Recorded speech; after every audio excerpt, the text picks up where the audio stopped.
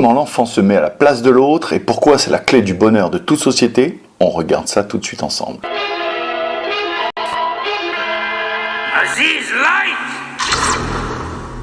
Imaginons un enfant, on va dire en dessous de 5 ans. On se propose de le mettre en face de nous sur une table et on lui présente 2 objets. Et on demande à l'enfant, est-ce que tu peux voir l'objet vert? Oui. Est-ce que tu peux voir l'objet rouge? Oui. Est-ce que l'objet vert peut voir l'objet rouge? Oui. Jusque-là, tout va bien. Ensuite, on place un écran entre les deux qui les bloque entièrement. Et on redemande, est-ce que l'objet vert peut voir l'objet rouge? En dessous d'un certain stade, l'enfant dit oui. Parce que si moi je peux voir, tout le monde peut voir. Et puis il y a un basculement entre 4 et 6 ans dans lequel l'enfant, à un moment donné, il se tord un peu et puis il fait « Ah non !» Il peut pas parce qu'il y a un écran au milieu. Donc il a réussi à s'extraire de son point de vue et à se placer au-delà de son corps pour essayer d'envisager la perspective de ce point de vue-là. Ça, c'était les premières étapes de ce qu'ils ont appelé plus tard la théorie de l'esprit. Pour moi, c'est super mal appelé, on aurait dû appeler ça la théorie de se mettre à la place de l'autre. Et on détermine quelque part que l'enfant est capable, à un moment donné, de se projeter spatialement. Mais est-ce que cela suffit? Regardons maintenant l'histoire du petit chaperon rouge.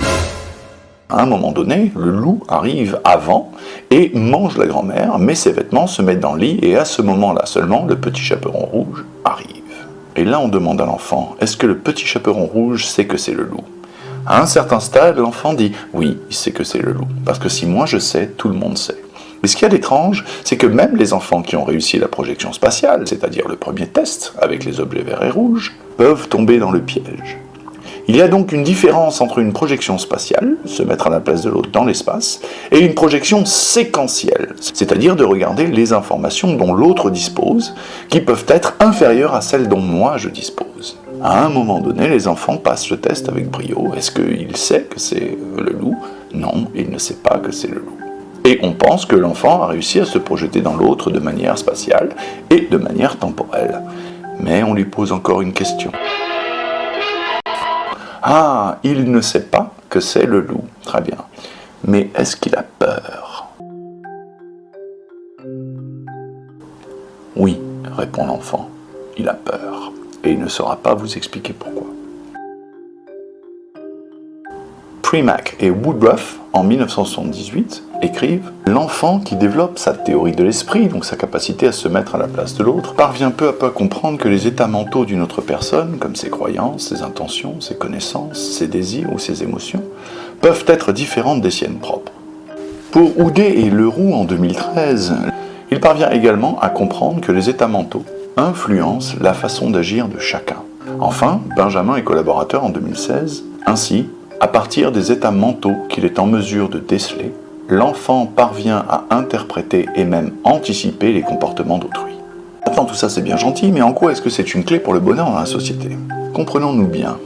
Si je suis capable pleinement de me mettre à la place de l'autre et de me faire une idée de ce qu'il ressent, alors dans quelles conditions serais-je amené à insuffler chez l'autre une émotion négative?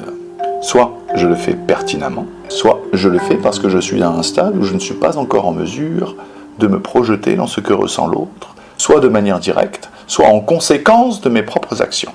Parce que vous imaginez bien que derrière, il y a encore des stades. Un stade direct, un stade indirect. Dans mes vidéos, on abordera le problème des pervers.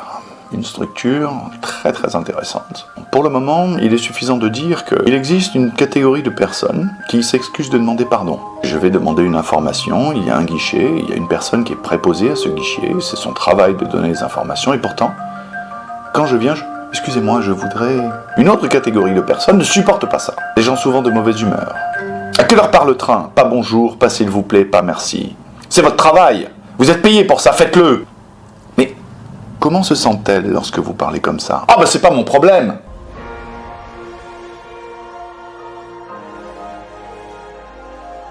Ces gens-là sont-ils méchants? Sont-ils juste de mauvaise humeur? Ou ont-ils un véritable handicap dans cette théorie de l'enfant?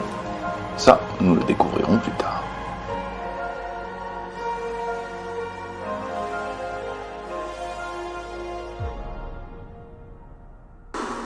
Much better, thank you, Aziz.